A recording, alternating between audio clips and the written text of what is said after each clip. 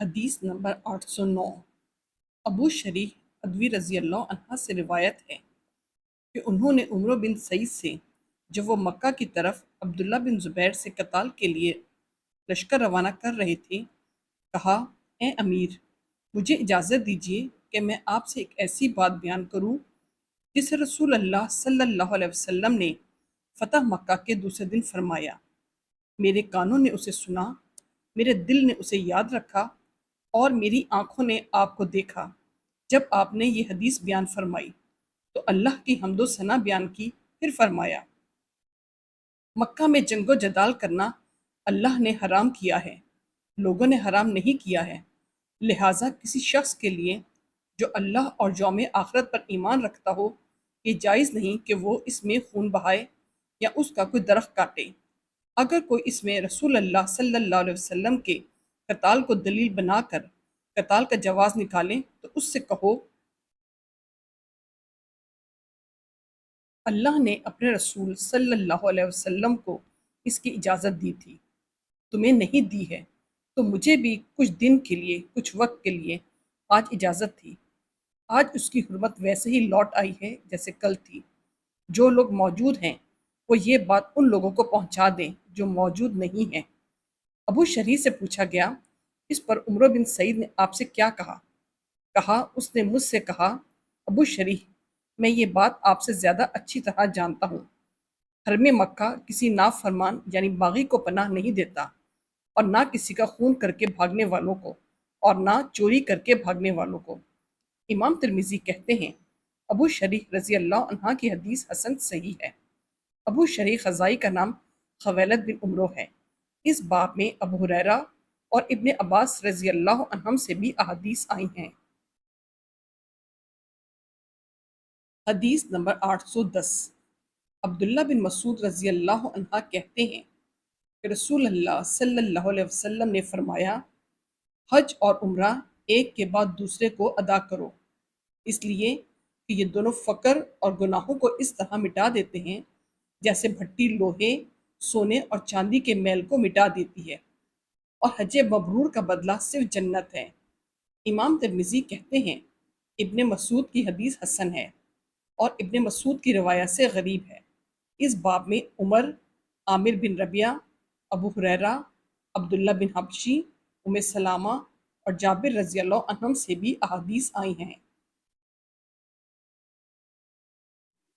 حدیث نمبر 811۔ ابو ہریرہ رضی اللہ عنہ سے روایت ہے کہ رسول اللہ صلی اللہ علیہ وسلم نے فرمایا: جس نے حج کیا اور اس نے کوئی فحش اور بیہودہ بات نہیں کی اور نہ ہی کوئی گناہ کا کام کیا تو اس کے گزشتہ تمام گناہ بخش دیے جائیں گے۔ امام ترمذی کہتے ہیں ابو ہریرہ رضی اللہ عنہ کی حدیث حسن صحیح ہے۔ حدیث نمبر 818۔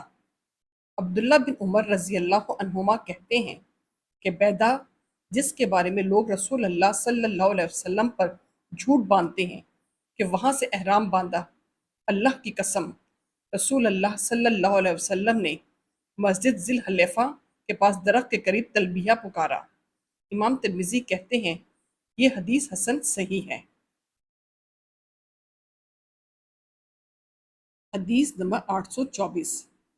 ابن شہاب زہری کہتے ہیں کہ سالم بن عبداللہ نے ان سے بیان کیا کہ انہوں نے اہل شام میں سے ایک شخص سے سنا، عبداللہ بن عمر رضی اللہ عنہما سے حج میں عمرہ سے فائدہ اٹھانے کے بارے میں پوچھ رہا تھا۔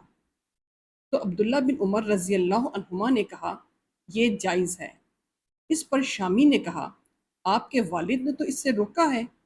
عبداللہ بن عمر رضی اللہ عنہما نے کہا ذرا تم ہی بتاؤ، اگر میرے والد کسی چیز سے روکیں اور رسول اللہ صلی اللہ علیہ وسلم نے اسے کیا ہو تو میرے والد کے حکم کی پیروی کی جائے گی یا رسول اللہ صلی اللہ علیہ وسلم کے حکم کی؟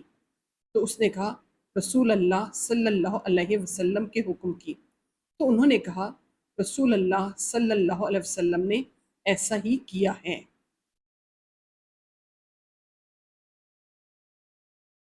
امام ترمذی کہتے ہیں ابن عباس رضی اللہ عنہما کی حدیث حسن ہے۔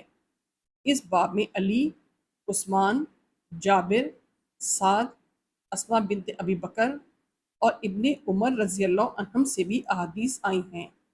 صحابہ کرام وغیرہ میں سے ایک جماعت نے اسی کو پسند کیا ہے کہ حج میں عمرہ کو شامل کر کے حج تمتع کرنا درست ہے، اور حج تمتع یہ ہے کہ آدمی حج کے مہینوں میں عمرہ کے ذریعے داخل ہو، پھر عمرہ کر کے وہیں ٹھہرا رہے یہاں تک کہ حج کر لے، وہ متمتع ہے۔ اس پر خدا کی جو اسے میسر ہو قربانی لازمی ہوگی۔ اگر ہدا نہ مل سکے تو حج میں 3 دن اور گھر لوٹ کر 7 دن کے روزہ رکھے۔ متمتع کے لیے مستحب ہے کہ جب وہ حج میں 3 روزے رکھے تو ذی الحجہ کے ابتدائی 10 دنوں میں رکھے، اور اس کا آخری روزہ یوم عرفہ کو ہو۔ اور صحابہ کرام میں سے بعض اہل علم، جن میں ابن عمر اور عائشہ رضی اللہ عنہم بھی شامل ہیں، کے قول کی روح سے اگر وہ 10 دنوں میں یہ روزے نہ رکھ سکے تو ایام تشریق میں رکھ لیں۔ یہی مالک، شافعی، احمد اور اسحاق بن راہویہ کا بھی قول ہے، اور بعض کہتے ہیں ایام تشریق میں روزے نہیں رکھے گا۔ یہ اہل کوفہ کا قول ہے۔ امام ترمذی کہتے ہیں اہل حدیث حج میں عمرہ کو شامل کر کے حج تمتع کرنے کو پسند کرتے ہیں۔ یہی شافعی، احمد اور اسحاق بن راہویہ کا قول ہے۔